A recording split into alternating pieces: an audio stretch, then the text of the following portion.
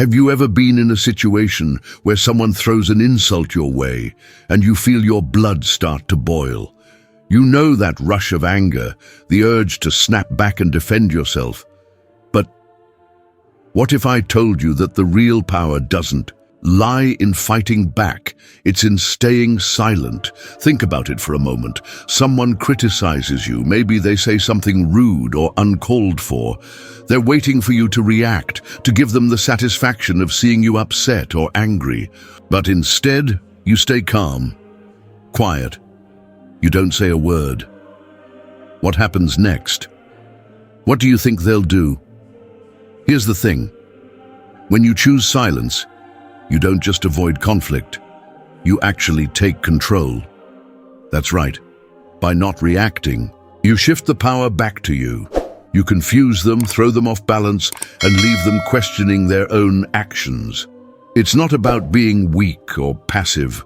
It's about something much more profound, a level of strength that's hard to understand, for those who always feel the need to respond. But what makes silence such a powerful weapon? Why do the strongest people, those who exude true strength, choose to remain silent in the face of attack? Before we go further, I'd really appreciate it if you liked this video.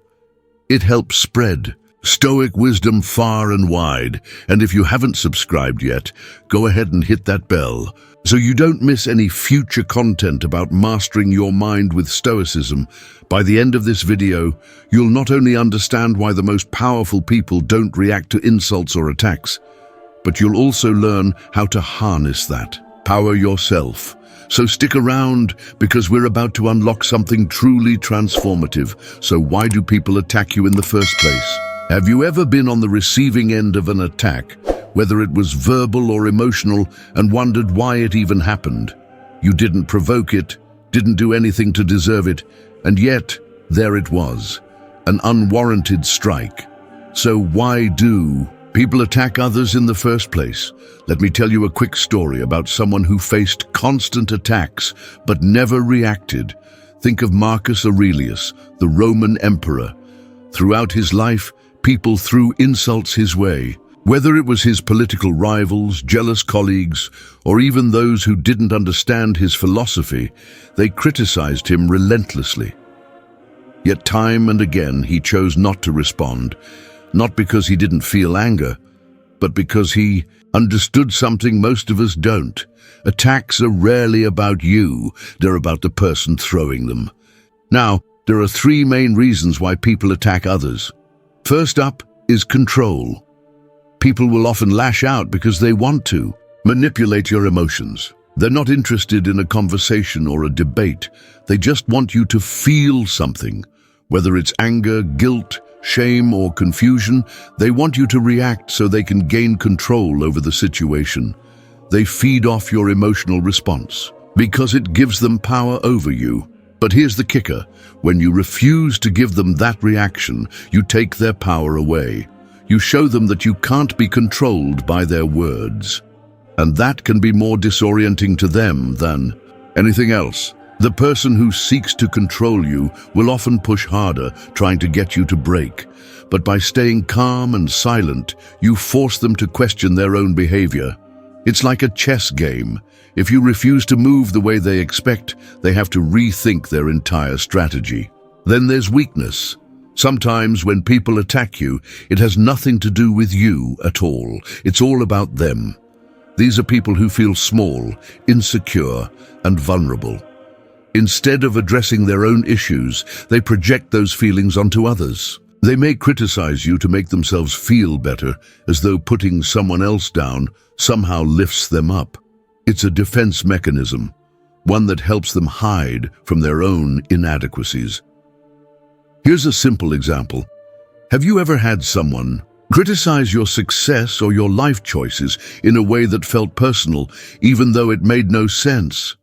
What they're really doing is projecting their own fears, doubts, and frustrations onto you. It's not about your actions, it's about their inability to cope with their own shortcomings. And then, of course, there's ego and power. Some people attack because they need to feel superior. Their sense of self-worth is tied to being in control, and they seek to dominate others.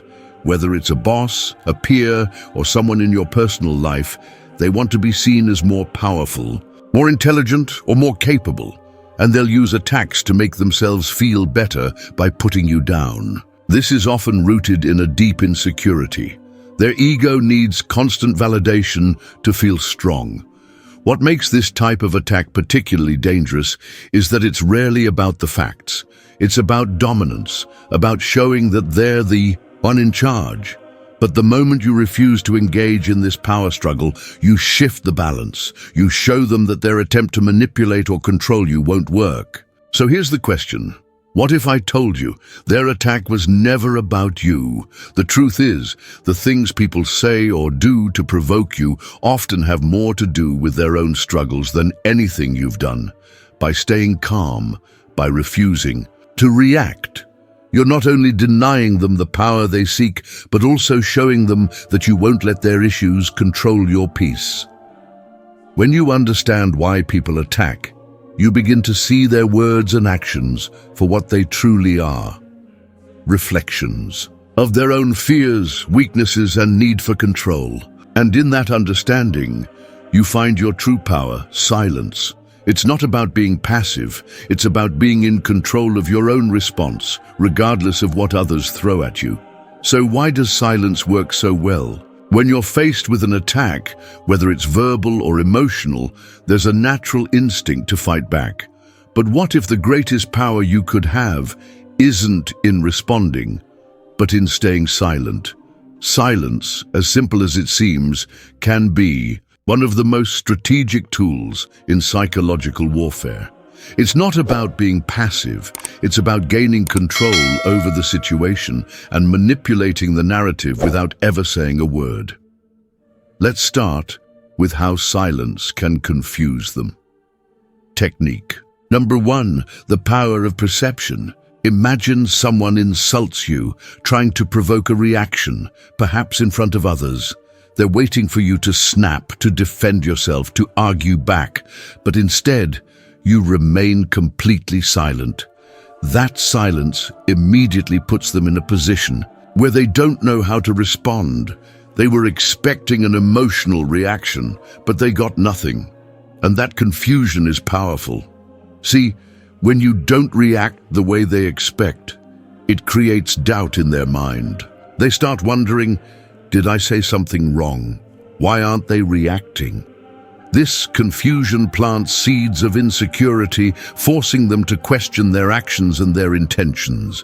The longer you stay silent, the more they feel uncomfortable, unsure of whether they've lost their grip on the situation. Silence, in this case, becomes a tool that disrupts their entire plan to provoke you. This isn't just theory. Take a real-world example. Think about someone who tries to start an argument at work, trying to drag you into unnecessary drama. They make a cutting remark about your project, expecting you to defend it immediately. But you don't. You stay calm and composed. Over time, the aggressor starts to feel awkward. Why? Because they no longer have control over the conversation. Your silence forces them to reassess their approach, making them realize they can't get under your skin. And that's when they start to retreat, because they realize they don't hold the power anymore. Now let's look at how silence forces people to show their true self. When you refuse to engage in an attack, something interesting happens. You give the other person a chance to expose who they truly are. Without your emotional reaction to mask their true feelings, they reveal their true colors. The more you stay silent, the more they have no choice but to let their own insecurity or hostility show. Take this into a real-world example. Imagine you're having a heated conversation with a friend, and suddenly they make a sharp, unprovoked remark. Instead of fighting back, you stay silent. What often happens next? They feel the need to keep going, pushing harder to get a response from you. In their frustration, their true feelings start to surface. They might start revealing their own hurt or defensiveness, And before long, the original attack morphs into a cry for validation or attention. The beauty of silence in this case is that it exposes the person's real intent. Without your reaction, they can no longer hide behind their words. What started as an attack becomes a reflection of their own fears, insecurities, and desires. Silence doesn't just protect you from the attack, it forces them to confront themselves. Finally, let's explore how silence puts you in control. The last and perhaps most profound psychological effect of silence is that it puts you in complete control of the situation. When people see you reacting emotionally, they often assume they've won the battle. But when you remain silent, you don't give them that satisfaction. You show them that their words can't control your emotions. You remain unshaken, and that gives you the upper hand. Think about someone who's constantly being provoked or manipulated. Eventually, they lose their strength because they let others dictate their reactions. But when you take a step back and choose silence, you regain your personal power. You decide what matters and what doesn't. You don't give away your energy to someone who's trying to drag you into negativity. There's a famous example from history that perfectly demonstrates this: Nelson Mandela during his imprisonment. While in prison, Mandela endured years of silence. He faced harsh conditions, but rather than reacting with anger or frustration, he chose to remain calm and composed. His silence wasn't weakness. It was a powerful declaration that his peace and strength couldn't be disturbed by anyone else's actions. His ability to maintain that control, even in the face of incredible adversity, allowed him to become one of the most respected leaders in history. Mandela's silence wasn't about surrendering or being passive.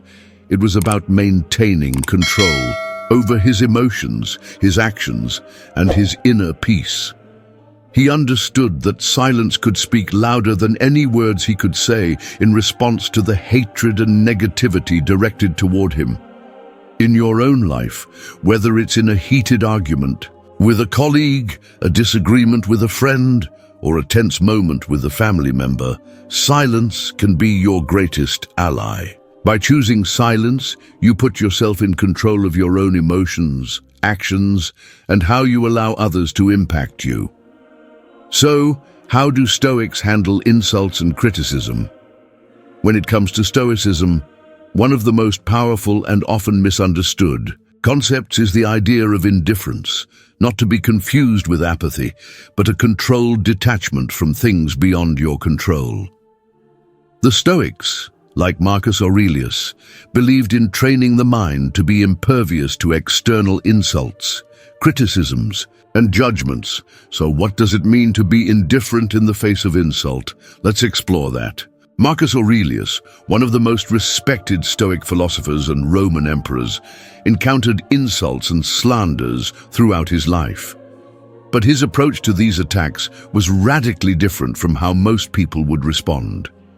He didn't allow his emotions to be dragged into every confrontation or criticism. Instead, Marcus believed that insults were meaningless unless you allowed them to impact you. He once wrote in his meditations, "When someone does wrong by you, you don't need to be upset. It's not your job to change the person who does wrong. It's your job to decide how you will respond to that person." In other words, he understood that the words or actions of others do not define us. It is our own reaction, our own judgment, that determines the effect an insult has on us. If we choose to be angry or upset, we are giving the attacker control over our emotions. But if we remain indifferent, we keep the power. Think about it. When someone insults you, what's the first thing that happens? Your mind starts to react, doesn't it? You feel the need to defend yourself, to argue back, or to retaliate in some way. But in that moment, if you can remind yourself of Marcus's mindset, that insults are external and have no true power unless you give them that power, you start to reclaim your peace. The Stoic way isn't about ignoring the reality of the insult. It's about refusing to let it disturb your inner calm. When you're feeling the sting of an insult, one of the most helpful things to do is mentally rise above the situation. Imagine you're sitting high above the world, perhaps on a mountaintop or in a spaceship, looking down at your life and the lives of those around you. From this height, everything that seems important, the petty insults, the small dramas, becomes insignificant. You realize that your life is just a tiny speck in the vastness of time and space. The things that once seemed so urgent, so upsetting, are now trivial from this distance. This exercise is especially powerful when you're feeling the sting of an insult. Instead of getting lost in the heat of the moment, you take a step back and view it as just another fleeting event in the larger context of your life. You're able to let go of the emotional charge and see it for what it truly is, a passing moment that doesn't need to control your emotional state. For instance, the next time someone insults you, instead of immediately responding or getting upset, take a moment to mentally rise above the situation. Picture yourself looking down from a high vantage point. You'll likely find that the insult becomes much less significant, something you can choose to let go of instead of carrying it with you. Seneca, another great Stoic philosopher, had a profound understanding of how to maintain peace amidst external turbulence. One of his most powerful quotes is, "If you want to be loved, love." What Seneca is saying here is that love and kindness aren't something you can demand from others. They're not about waiting for others to love you first or seeking validation from the outside. Instead, it's about you choosing to love, choosing to act with kindness, regardless of how others treat you. This is exactly what Stoicism teaches. You are in control of your reactions, and you are the one who decides what kind of energy you give to the world. This applies directly to the way we handle insults. When someone attacks you, instead of responding with anger or resentment, you can choose to respond with understanding, with compassion, or even with indifference. You're not letting their words define you or shape your emotions. Instead, you are in control of your response. And by responding with love or kindness, you elevate your own character without needing others to change. Now that we've covered some of the theory, let's put it into practice. Here's an exercise that can help you begin applying the Stoic philosophy of indifference and emotional control in your life. Step 1. Notice the trigger. The first step is to notice when you feel triggered, when someone insults you or does something that usually gets under your skin. Recognize the emotion that arises, whether it's anger, frustration, or sadness. Step 2. Pause and breathe. Before reacting, take a moment to breathe deeply. Give yourself a few seconds of space. This is your opportunity to choose your response.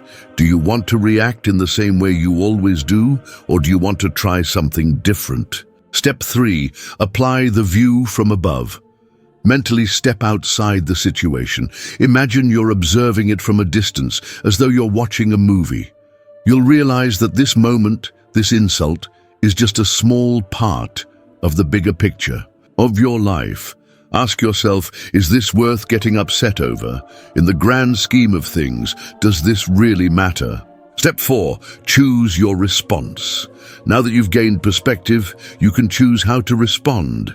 Do you want to argue back, or do you want to stay calm and indifferent? If you choose indifference, you're taking back control. You're not allowing someone else's words to dictate your peace. Why is it that silence seems to command more respect than words?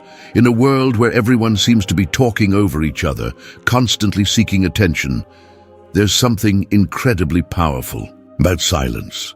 When used strategically, silence doesn't just protect you from unnecessary conflict, it commands respect. Great leaders in business, in social settings, or in relationships often don't need to raise their voice or assert their dominance.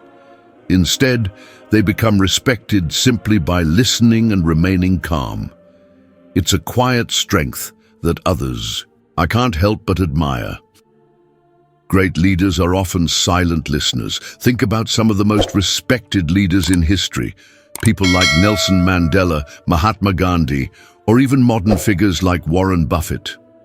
These individuals didn't rise to the top by shouting the loudest or trying to dominate every conversation. In fact, they were known for their ability to listen more than they spoke. They understood something fundamental. True leadership isn't about controlling the conversation, it's about understanding the people around you. When someone speaks, they want to be heard. And when a leader listens carefully without rushing to interrupt, without offering advice or a solution, it creates a connection. This doesn't mean silence is about being passive. It's about showing respect to the speaker and allowing them the space to express themselves. When leaders listen, they create an environment where people feel valued, where their opinions matter. This is the kind of respect that earns trust, loyalty, and admiration. Think about the famous story of Abraham Lincoln, often referred to as the Great Emancipator. During his presidency, Lincoln was faced with the monumental task of leading a divided nation through the Civil War. Despite the constant pressure and criticism he faced, he often took a step back to listen to others before making decisions. He didn't just surround himself with yes men. He listened to opposing viewpoints, weighed every argument, and took time to think before reacting. His silence, his willingness to listen without judgment, is part of why he's remembered as one of the greatest leaders in American history. In business, silence can also trigger respect. In the business world, silence has a similar effect. Imagine, you're in a meeting where everyone is talking over each other, trying to make their point heard. Then there's the person who stays quiet, doesn't feel the need to speak all the time, but when they do, everyone listens. This person doesn't have to shout to gain attention. They've already earned the respect of the room by listening carefully and thoughtfully. Take Warren Buffett, for example. The Oracle of Omaha is known not just for his investment wisdom, but also for his ability to remain calm and listen. He said that he spends a lot of his time reading and listening rather than speaking. In fact, it's not uncommon for Buffett to take a step back during meetings, allowing others to speak first. This doesn't mean he's disengaged. Instead, it means he values the opinions of others and uses his silence as a way to observe and absorb information before making a decision. That's why, when he speaks, people listen, because he's built a reputation as someone who doesn't waste words. In a social setting, silence can have a similar effect. Have you ever been around someone who talks constantly, interrupting and dominating conversations? It can be draining. But when you're around someone who listens, who allows moments of quiet, there's a subtle power in that silence. It draws people in because they feel heard. In relationships, this dynamic works in the same way. Silence isn't just about withholding words. It's about creating a space where respect is mutual and understanding is valued. In relationships especially, silence can be a tool for showing respect and love. Instead of filling every moment with words, sometimes the most powerful thing you can do is listen. Take a moment and think about your own relationships. When someone is speaking to you, truly listening without interrupting or offering advice can be a sign of respect. It shows you care enough to give the other person your full attention. In a world where everyone is vying for attention, this quiet act can mean more than 1,000 words. So how do we apply this in our own lives? It starts with recognizing that silence is a tool. It's not about withdrawing or being passive. It's about choosing when to speak and when to listen. When we speak too much, we often lose the chance to hear something important. But when we listen, truly listen, we gain insight, respect, and wisdom. In your personal life, consider this. The next time you're in a situation where someone is trying to provoke you or draw you into a conflict, try stepping back and choosing silence. Instead of responding immediately, pause and observe. In doing so, you'll show not only that you're not easily rattled, but that you have the wisdom to know when it's time to speak and when it's time to listen. You'll start earning the respect of others without even needing to say a word. Respect isn't demanded, it's earned through silence. So what's the final takeaway here? When we talk about the power of silence, it's not just about being quiet, it's about the power of choice. Every time you choose silence over reaction, you reclaim control over your emotions, your actions, and your peace of mind. Silence, when used strategically, becomes a tool that doesn't just protect you from negativity, it disarms those around. You shifts the balance of power, and ultimately earns you the respect that many people fight for but never truly get. We've explored how silence confuses others, taking away their ability to manipulate or provoke you. When you choose not to react, you put the power back in your hands. People are left wondering, questioning themselves, and second-guessing their behavior. They lose the upper hand because, unlike them, you don't need to fight back. You stay calm and unshaken, and that silence speaks louder than any words could. We also looked at how silence forces others to show their true selves, without your emotional reaction to mask their intentions. They reveal their real motivations, whether it's insecurity, desperation, or a need for control. Silence uncovers the truth, and by staying quiet, you stop playing their game. Instead of defending yourself, you create space for them to expose their vulnerabilities. And perhaps most importantly, we talked about how silence puts you in control. By not reacting to every attack, insult, or provocation, you show that you are in charge of your own emotions. You don't let anyone else dictate how you feel. You maintain your peace. It's a subtle but powerful form of strength, one that's grounded in the wisdom of Stoic philosophers like Marcus Aurelius and Seneca, who knew that peace is not found in the absence of conflict, but in our ability to control our responses to the world around us. The truth is, silence isn't just a passive response, it's a conscious choice to rise above. It's a way to step out of the chaos, to detach from the emotional drama, and to gain perspective. And when you make that choice, you are no longer a victim of other people's words or actions. You become someone who is empowered by the silence. You control how much energy you give away, and when you do that, you take back your strength. Think about all the times in your life when you've been provoked, whether it was a comment from a friend, a co-worker, or even a family member. In those moments, it's easy to feel that rush of anger or frustration, to immediately respond in defense. But what would happen if just once you chose silence instead? What would happen if, in the face of that provocation, you took a deep breath, stepped back, and gave yourself a moment of peace? You'd be amazed at the power that silence brings, and how it shifts the dynamics of every situation. Every time you choose silence over reaction, you win. Not only do you gain control over your emotions, but you also show others that you cannot be manipulated or easily provoked. You earn respect without demanding it, and most importantly, you preserve your inner peace. This isn't about being passive or avoiding confrontation. It's about choosing to rise above the noise and protect your energy.